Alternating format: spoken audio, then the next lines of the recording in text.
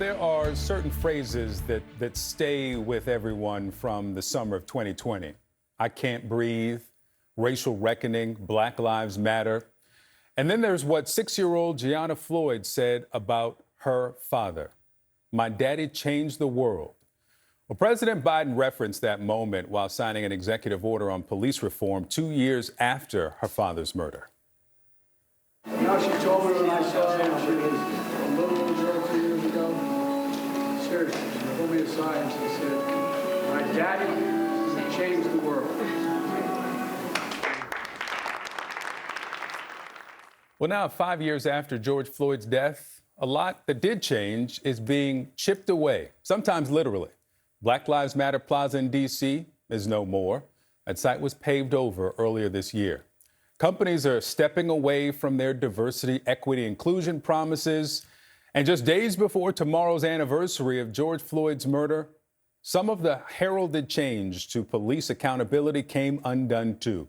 President Trump, who was president in 2020, and his Department of Justice announced a move this week to dismiss police oversight agreements, both in Louisville, where Breonna Taylor was killed in March of 2020, and in Minneapolis, where George Floyd was killed on May 25th, 2020. Now, these agreements are called consent decrees. The DOJ argues in the Wall Street Journal, nobody is above the law, not even the police. Yet the overwhelming majority of police officers should be free to continue what they do best, protect and serve their communities. The Civil Rights Division will work with, not against, our brave police. Now, the rhetoric and the actions all taken together raise an uncomfortable question. The murder of George Floyd did change the world. But 5 years later, is the world changing back? The mayor of Minneapolis was asked about the end of federal oversight of police reform in his city, and he says we're doing it anyway. Our next guest has been helping police in Minneapolis and across the country navigate these agreements. Michael Harrison served as chief of the police departments in Baltimore and New Orleans. He's now lead investigator at the organization Effective Law Enforcement for All. Mr. Harrison, thank you for being with me. So in this announcement from the Assistant Attorney General Harmeet Dillon ending consent decrees in these investigations, she said that unelected and unaccountable bureaucrats often have anti-police agendas.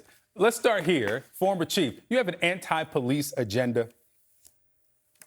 Absolutely not. First of all, thank you so much for having me. Absolutely not. I've had a 33-year career in law enforcement, serving as the police chief for 4.5 years in New Orleans and another 4.5 years in Baltimore, Maryland as the police commissioner. And so I'm a policeman through and through.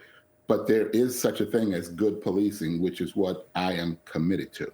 And so I want you to listen to a portion of an interview that Harmeet Dillon, the Assistant Attorney General, gave. And this is what she talks about the motivations of some of these consent decrees. When a city's under a consent decree, cops have to suddenly fill out reams of paperwork every day. Guess what? They don't want to do that. They didn't become cops to sit there and do paperwork. So they quit, they retire, they move to cities where they do want policing to be done effectively. Crime goes up because criminals now know that the policing is not being done. Axios did a review of cities under consent decrees. And I think one of the figures is crime went up by 61% in Los Angeles County as a result after consent decrees were imposed on the Los Angeles County Sheriff's Department. So that was a different soundbite, but let's roll with it. According to their analysis of FBI statistics, this Axios 2021 report, violent crime dropped in some smaller cities like Ferguson, but 2 years after the consent decrees, violent crime rose 61% in LA County, 36% in Albuquerque, 27% in Seattle, 20% in New Orleans, 11% in Baltimore. You know those last two cities well. Why? Well, there are a lot of reasons why crime goes up, and police is only one part of public safety. And a lot has to go into making sure that police can deter crime, can prevent crime, can apprehend people who commit crime. I am living proof, and the departments I've served in are living proof that we have debunked that myth that police reform and public safety and crime fighting go hand in hand, and they are not mutually exclusive. Yes, crime has gone up in a number of places, but in New Orleans, under a federal consent decree, in my last year, crime had gone to historic lows and the murder and shooting rate had gone to a 50-year low. In Baltimore, in my last 2 years, both violent crime and property crime went down. The murder rate there was in a historic low. And a year and a half after I left, it's still hitting historic lows while still under a consent decree. So that has been debunked twice, that you cannot, the myth that you cannot reform and effectively fight crime.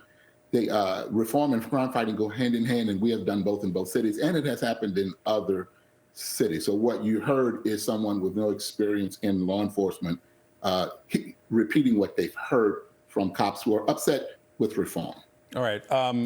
The Louisiana Attorney General says that the New Orleans consent decree cost more than $150 million over a decade. And as I'm sure you've heard, the cost related to hiring monitoring agencies and complying with the reforms is high. It should be secondary, of course, to the civil rights of the people that they are charged to protect and serve. But what's the rebuttal to the DOJ and to the Louisiana AG, who says that these are so expensive that they become prohibitive? Well, they are expensive, but everything is expensive. I will tell you, having served 28 years in the New Orleans Police Department, we could not have turned around that department without federal court mandates and federal oversight. We could not have turned the Baltimore Police Department around without that oversight, regardless of how great intentions are and people's skill sets. We needed that oversight and a court mandate to be able to do that. Now, both departments are model departments. And if you look at other departments across the country who have gone through it, they too are many times model departments. And we knew that we had participated in patterns and practices of unconstitutional policing. And it takes a cultural shift, a culture change. You can't just change policy, training, discipline, management, supervision. You have to actually do all of that together to change the culture, the way police officers think, shifting from the warrior model to the guardian model, because we are members of the community we serve. So we have to do everything that either builds new relationships, improves good relationships, or repair broken relationships. What credence do you give the commitment from the city of Minneapolis and to Memphis right at the end of the Biden administration that refused to enter a consent decree and said, we're going to do it on our own. We can do it without the federal oversight. Can they? Well, I can't speak for Memphis. I was a consultant hired by the Department of Justice to work on that investigation for well over a year. Can't speak to that one, but what I can speak to is Minneapolis, where I co-lead the independent evaluator team there. They have done great work and a lot of work this first foundational year.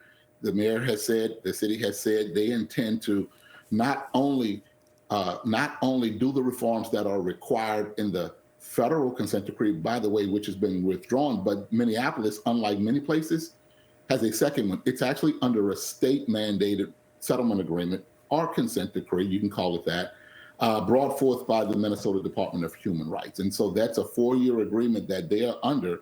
And so they are already 1 year into it. I've been monitoring with my team for 1 year.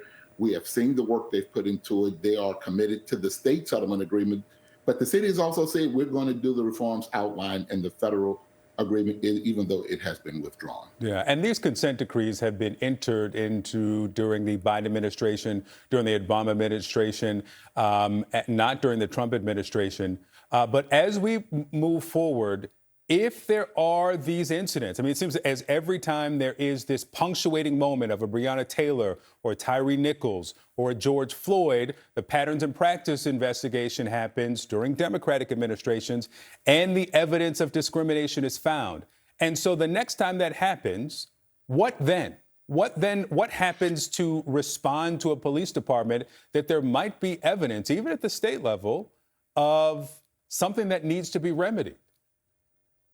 Well, first of all, that's a great question. It's likely going to be either state attorneys general to do those investigations when people file lawsuits or at the request of communities who demand an investigation, or Mayors will have to figure out how they're going to do that through private expert consultants who come in and do that work. While it may not be called an investigation, it's certainly an organizational assessment of what is broken and what needs to be corrected.